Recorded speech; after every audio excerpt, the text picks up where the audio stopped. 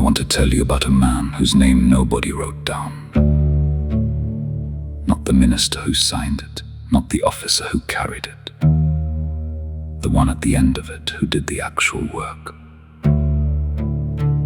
He was given a list of streets and a tool, and in the morning, in the year 448, he walked into a lane in Karkh and started at the first house. Over the door of that house there was a sentence. Just a line of letters cut into the stone above the frame, the way a family does when it wants the street to know who lives there. It said, Muhammad and Ali are the best of humankind. Understand what that is. That is not a slogan. That is a household telling the road what it loves. Somebody had paid for those letters. Somebody had stood in the lane while they were cut and looked up and been pleased with how they came out. And children had grown up walking under them without ever once reading them. The way you do not read the door of your own house.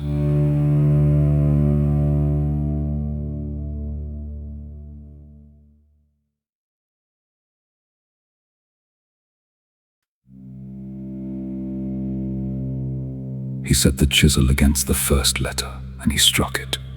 And then again. And the stone came away in flakes, and the letters went one at a time, and it took a while. Because whoever cut them had cut them deep, they had been meant to last. Then he moved to the next door, and the next. I watched him go down that whole lane, and I want to tell you the thing I have never been able to put down. He did not look up.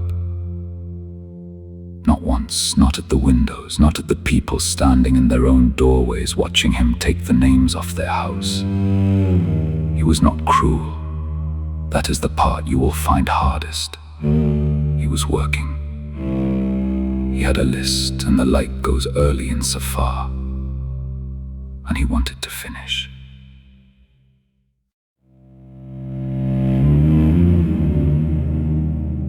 I stood in that lane and I could not breathe, and it was not because of the dust. It was because I have seen a door before. They came for a door once, long before Karkh, and there was a woman behind it.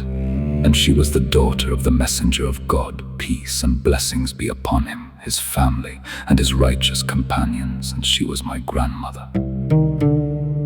And she did not live long after. Now look again at what that man was chiseling off the stone. Two names. The name of the messenger of God and the name of the commander of the faithful, peace and blessings be upon him, her father and her husband. 400 years apart, the same two names, somebody coming to a door to take them away. And on a plain by a river between those two doors, they set fire to the tents with the children still inside them, and left the bodies 3 days, and carried the heads of the men of my house through the streets of 2 cities on the points of spears. So do not tell me a chisel is a small thing. I have watched them come to my family's doors for 400 years, and they always start by removing the names.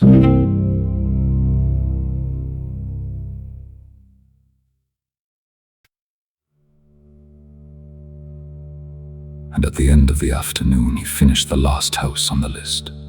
He put the chisel in his bag. And he walked home past his own door. I do not know whether he had anything written over it. I know he had a family behind it, and that they were glad to see him, and that he ate something and slept. That is what I want you to sit with tonight, not the fire, the ordinariness.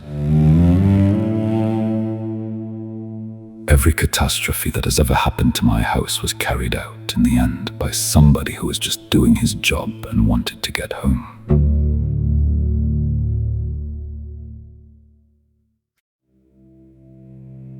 So,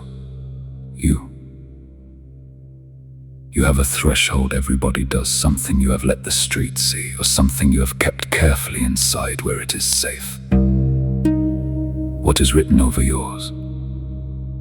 And here is the question I actually want to ask, because it is harder than the first one. Whose door are you standing at with a list, doing your job? Because the man in that lane did not think he was in this story, he thought he was at work. What are you building? Build something with the name still on it. Build it where the street can read it. And when they come with the chisel, and they will, they always do, let them find that the letters were only ever a copy. That the real thing was cut into the people inside the house, and no tool has ever been made that reaches that.